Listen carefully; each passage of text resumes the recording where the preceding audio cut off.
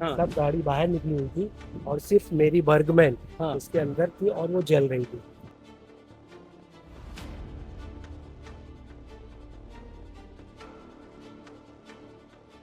फिर इस बार जब हुआ तो मुझे डाउट था, मुझे 100% डाउट हो गया कि उसी का काम है।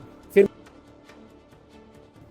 एक बार और आया था वो गाड़ी चोरी करने के लिए, हाँ। एक अननोन पर्सन को लेके, तब भी हम लोग ने रंगे हाथ पकड़ा था उसको। अच्छा।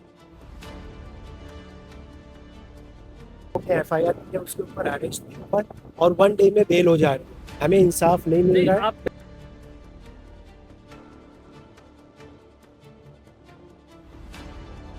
चार्जेस उसमें लगाए थे 326F, जो हाँ। कि उसमें चार्जेस लगना चाहिए था 326G। क्या आप सिलाई टेलरिंग का काम जानते हो या गारमेंट इंडस्ट्री में कोई जॉब ढूंढ रहे हो तो SMZ टेक्सटाइल आपके लिए लेकर आए हैं शानदार मौका। SMZ टेक्सटाइल में सिलाई कारीगर और गारमेंट हेल्पर की अर्जेंट जरूरत है।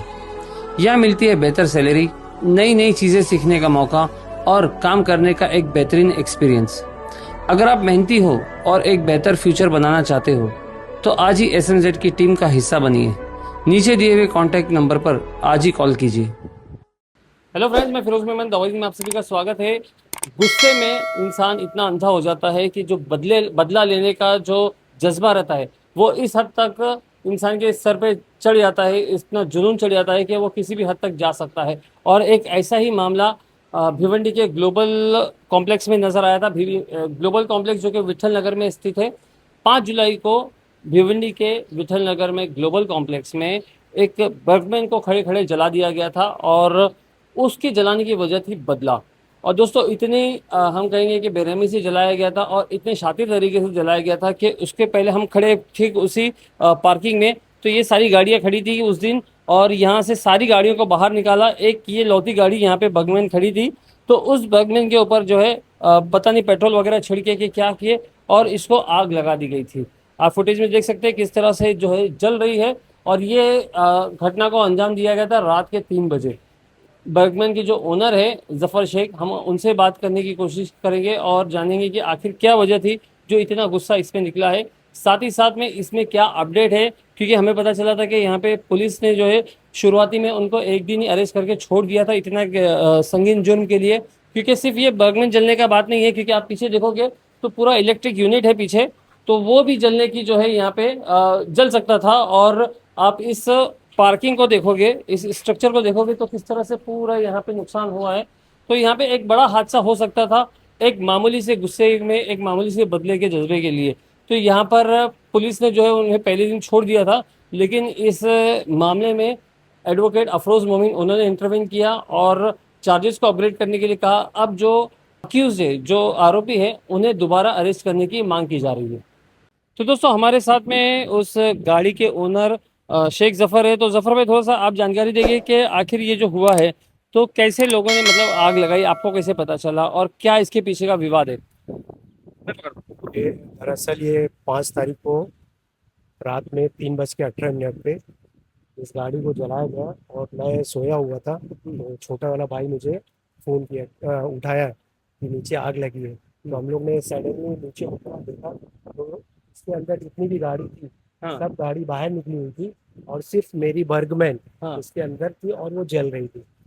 तो मुझे डाउट हो गया कि ये किसका काम है। ये असल में दरअसल ये काम है अकरम अमीरुल्लाह मंसूरी, अच्छा। उसने ही ये आग लगाया। हम लोग ने वो प्रूफ भी किया। कौन है उसने ये अकरम?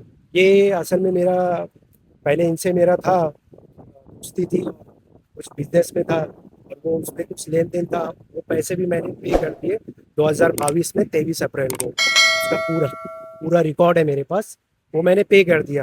उसकी उसके बाद से उसने ये चीज़ को मतलब बहुत दिन से नज़र में रखा था। जब मैंने गाड़ी निकाली थी, एक बार और आया था वो गाड़ी चोरी करने के लिए, उस टाइम भी हम लोग ने पकड़ लिया था। उसका पूरा वीडियो हम लोग ने बनाया था और भीलवाड़ा स्टेशन में गया था, उसके ऊपर कार्रवाई नहीं हुई। उसके बाद फिर उसने ये काम किया, जलाया उसने।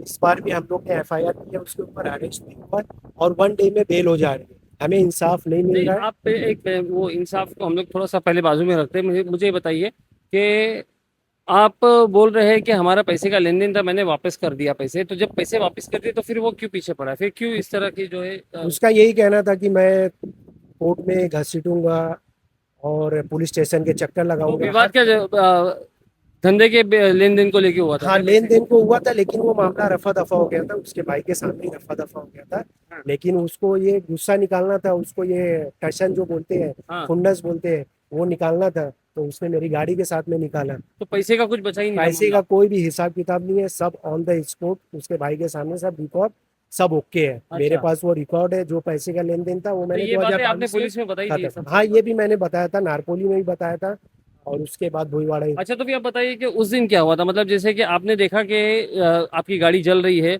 तो फिर आपको कैसे पता चला कि वो है, और उसको कैसे फिर आपने अरेस्ट करवाया?